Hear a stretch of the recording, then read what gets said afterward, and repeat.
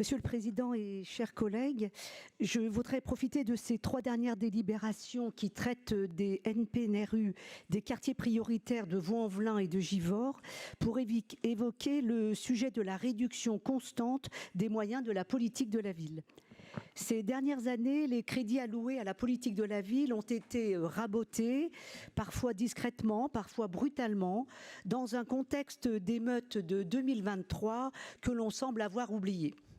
Alors que l'année 2024 a fait l'objet de la signature du nouveau contrat de ville, la mise en place des conventions locales d'application, la réalité des terrains est bien différente des discours tenus, soi-disant ambitieux.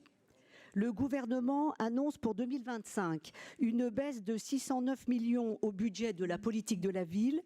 L'ANRU n'est pas au rendez-vous et le dernier comité interministériel des villes n'a rien annoncé.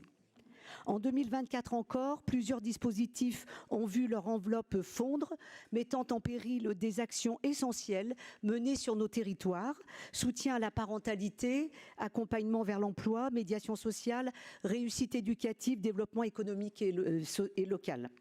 À titre d'exemple, la ville de Saint-Fond, constituée de 63% de sa population vivant en QPV, voit sa programmation sociale diminuer de 40 000 €, sa dotation quartier d'été de moins 8 000 €, son dispositif territoire zéro chômeur de moins 50 000 € et la suppression de son dispositif bataillon de la prévention.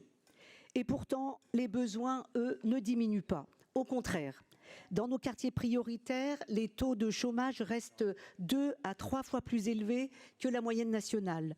Les conditions de logement, l'accès aux soins, à la culture, à la tranquillité publique, tout cela nécessite un engagement renforcé et non pas affaibli. Réduire les moyens de la politique de la ville, c'est retirer l'oxygène à ceux qui s'essoufflent déjà. Il faut le dire clairement, cette politique n'est pas un luxe, elle n'est pas une faveur faite à des territoires en difficulté. Elle est une réponse républicaine à des fractures sociales et territoriales que nous ne pouvons ignorer. L'appel d'Épinay prouve l'inquiétude de cette situation. De nombreuses associations du bloc communal ont interpellé le gouvernement et ont invité les villes à rejoindre cet appel. Dénonçant l'inquiétude des maires face à une situation budgétaire critique pour les communes, à l'extinction de la politique de renouvellement urbain, à la hausse du nombre de quartiers classés en QPV, aux inégalités territoriales qui se creusent dans ces quartiers, à la dégradation de la situation dans ces QPV.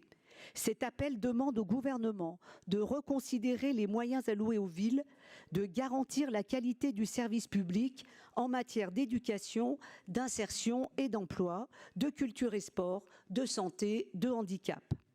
Cet appel revendique l'accès aux soins pour tous, la prise en compte de l'extrême pauvreté, la nécessité de la prévention et de la sécurité des QPV.